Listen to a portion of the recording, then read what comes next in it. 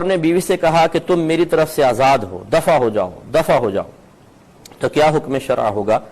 دیکھیں مسئلہ یہ ہے کہ اگر شوہر نے طلاق کی نیت سے پہلا جملہ کہا کہ میری طرف سے تم آزاد ہو، تو چونکہ آزاد کا لفظ کنایہ میں شمار ہوتا ہے، اس میں شوہر کی نیت درکار ہے۔ شوہر اگر اقرار کرتا ہے میں نے طلاق کی نیت سے کہا تو فوراً طلاق پڑ جائے گی، اور اس میں طلاق بائن پڑتی ہے۔ طلاق بائن کا مطلب یہ ہے کہ فوراً نکاح ٹوٹ جاتا ہے۔ اب شوہر چاہے دوران عدت رجوع کرنا چاہے یا عدت کے بعد رجوع کرنا چاہے، شوہر کو نکاح جدید ہی کرنا پڑے گا۔ اب اس کے بعد جو اگلے دو جملے ہیں تو میری طرف سے دفع ہو جاؤ، دفع ہو جاؤ،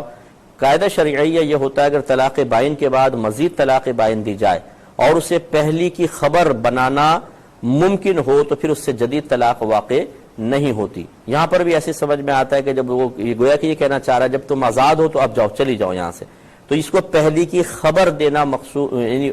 قصد و ارادہ کا احتمال اس میں موجود ہے، لہٰذا دوسری تیسری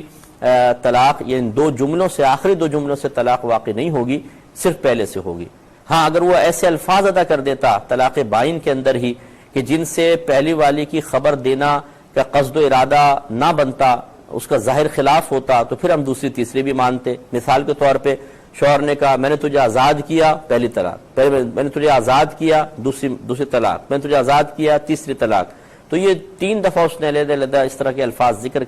کیے کہ جس سے مختلف طلاقیں واقع کرنے کا ارادہ ظاہر ہو رہا ہے، تو پھر اس میں 3 طلاقیں ہوتی، لیکن اس مسئلے میں 1 طلاق پہلی ہوگی، باقی 2 لغو چلی جائیں گی۔ یہ کہتے ہیں کہ آپ نے کچھ نکاح ٹوٹنے کی صورتیں بتائی تھیں۔